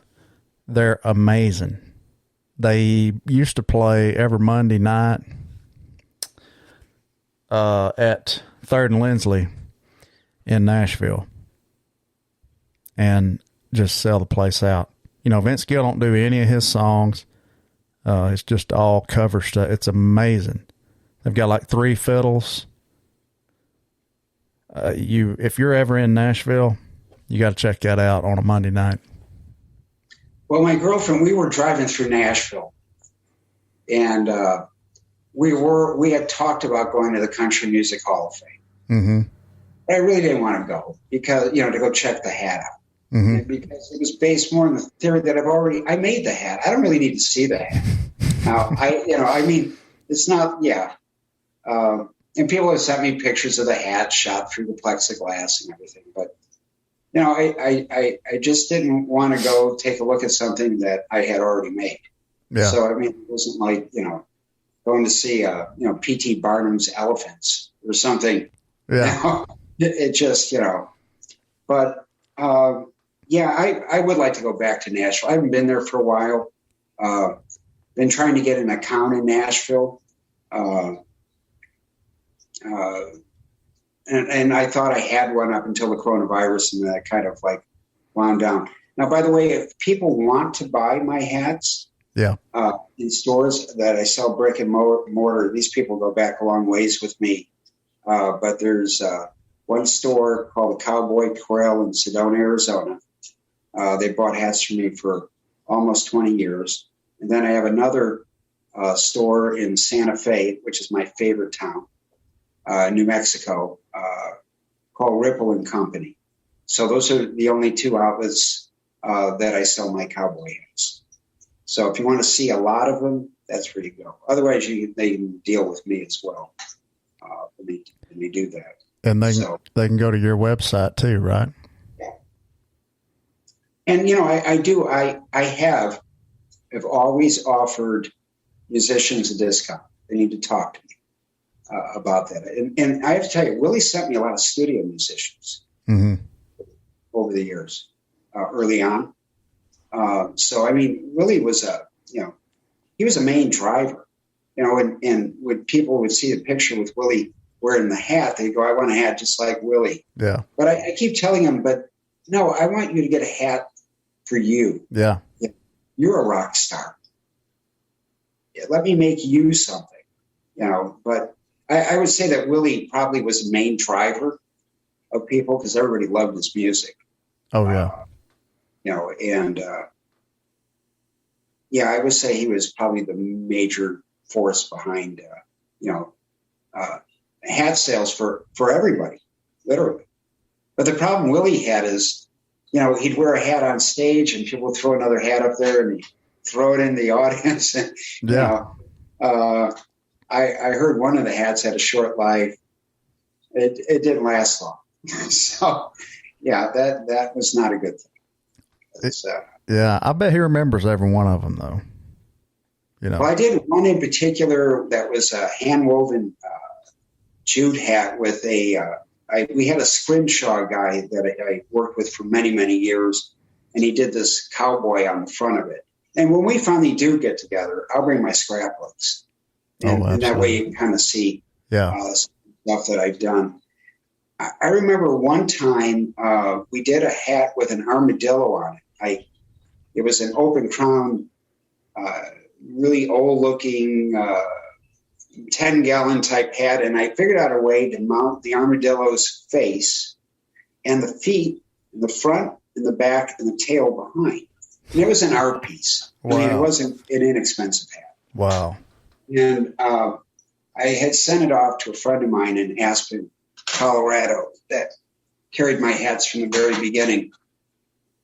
Fast Eddie's at the time. He's no longer there, but Larry Hagman was in the store, and Eddie said he would like that hat, and he might even wear it on Dallas. And I'm going, said, Eddie, he's not going to wear that hat on Dallas, okay? And I'm not giving him that. Okay, if you want to give it to him, you're still going to owe me the money. But I'm not giving him that hat. Yeah. He's not wearing it on Dallas, so just forget it. It's not going to be a boom for me. It's just not going to happen. So that was, and sometime it was better not to know everybody that you're doing business with, because sometimes you can get disappointed. By somebody, and I didn't know Kenny Rogers at all. But I remember we did the one Western show, and my kids wanted his autograph. That's all I talked about on the drive from Illinois out to the show. And so anyway, he's touring around because Kenny Rogers had a line of Western boots and hats and all this other stuff. Mm-hmm. And he went right by my kids. And my kids were like completely, just. So I walked up to his agent, and he said, well, everybody wants a piece of Kenny. I'm going, my kids just wanted the signature. wanted a piece of candy. Yeah. So it was just like, those are the kind of moments, that can kind of like, even though I do like his music, don't get me wrong, but it was, those sort of things sometimes that, you go, wow. And that's, sadly, that's pretty typical for these big shot agents that think they're really something. It's almost like some of these guys think they're the one that's being,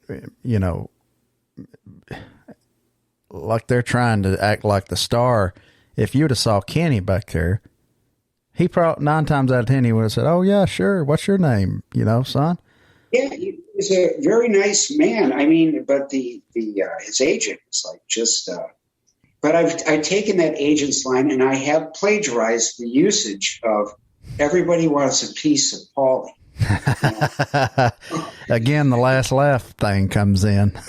So I use that line all the time because I was like taken so far back, when it was said to me. I'm going, wow.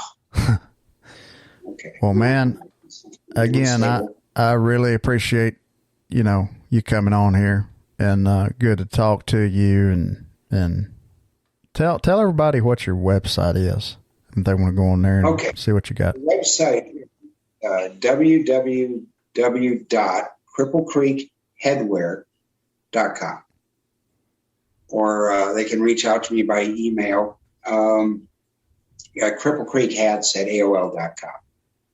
I consider you like a brother, and if I could do anything for you, I mean, I have put your picture wearing the hat on my Facebook. And, I'm not really tech savvy. I mean, I have somebody else managing my Facebook. And then he'll send me, this person wants to know what do you think about this? Or do you remember doing a hat for me, or an engagement hat like 40 years ago? And, you get the picture. And, but anything I can do and I do, to help promote your music. I think you're a very talented artist. And God only knows I've met a lot of them over the years. But you're a great talent, and you will go far. I know you will. I appreciate you saying that. I do. So, and the other thing, what I cherish most is your Christmas card to me. You're the first. Nobody. You're the first that I ever got a Christmas card. I was like thrilled by this Christmas card. Thrilled. I'm glad you liked that. And your wife's Dana. Yeah. Said, yeah. I mean, it was from you. Tell her I was like overwhelmed by all that. I sure will.